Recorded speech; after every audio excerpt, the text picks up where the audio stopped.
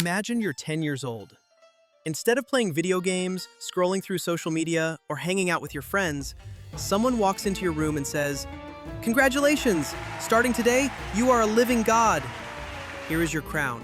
Here is your empire," which, by the way, is currently falling apart. And you're in charge of every single person in the Nile Valley. Oh, and one more thing. Your body is so fragile that you can barely walk across the room without a cane. Sounds like the beginning of a strange and dramatic anime, right? But this wasn't fiction. This was the real daily life of Tutankhamun. Today, his face is everywhere. It's on t-shirts, postcards, and in every history book on the planet. His golden death mask is arguably the most famous object ever made by human hands, worth more than a medium-sized city.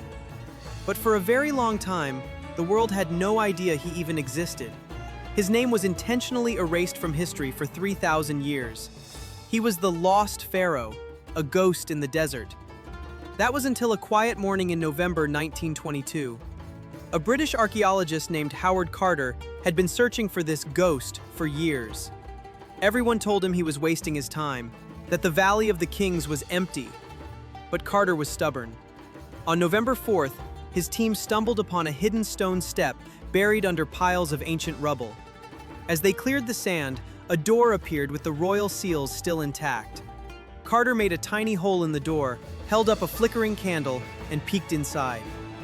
The air was heavy with the smell of 3,000-year-old dust. His partner asked, "Can you see anything?" And Carter replied, "Yes, wonderful things." But here is the real irony. When scientists finally reached the mummy itself, they didn't find a giant, powerful warrior. Beneath 11 kilograms of pure gold, they found the remains of a frightened, sickly teenager. To understand who this boy really was, we have to travel back in time, over 3,000 years, to the year 1332 BC. This is the moment young Tutankhamun took the throne. Imagine being appointed the CEO of a massive global company on the very day it's going bankrupt. That was Tut's life.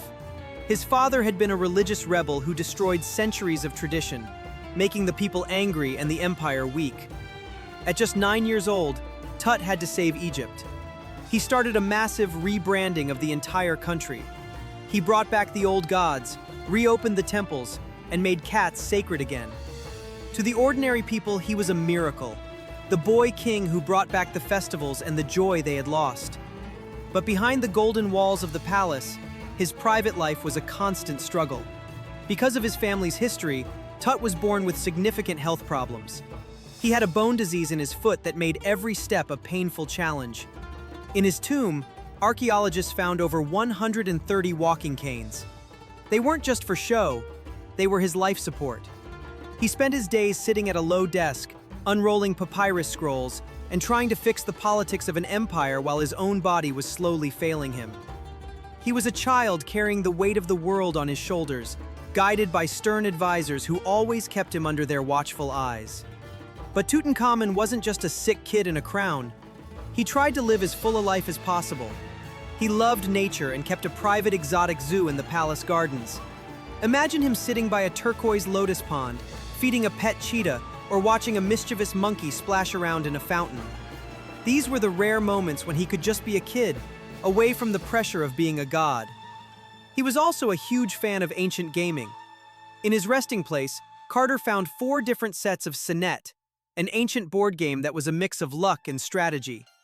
For Tut, these games were more than just fun. Egyptians believed that winning at Senet meant the gods were on your side. In a world where his health was always in danger, he probably felt he needed every bit of divine luck he could get. Winning a match against his wife was perhaps the only time he felt truly powerful. Through all the politics and the pain, Tut wasn't alone. His wife, Anaxamun, was his childhood companion and his greatest support. History often remembers the gold, but the small details tell a better story. While many royal marriages were cold and political, theirs seems genuinely warm. She was his rock. In a palace full of sneaky advisors who wanted his power, she was the only one he could truly trust. She cared for him daily, adjusting his heavy gold collars and making sure he was comfortable.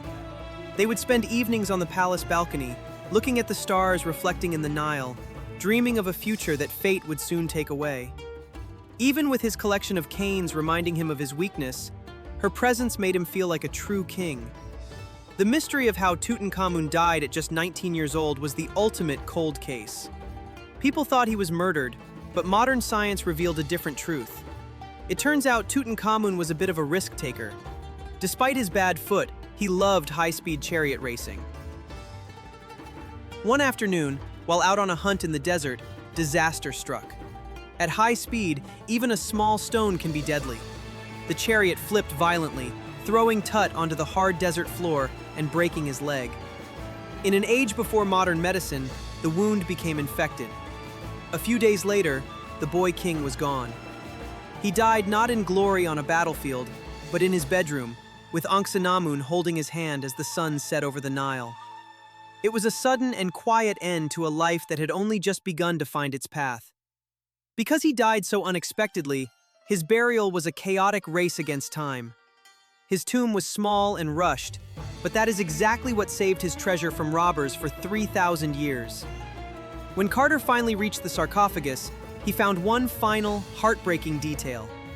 On the forehead of the golden mask lay a tiny, withered bouquet of cornflowers.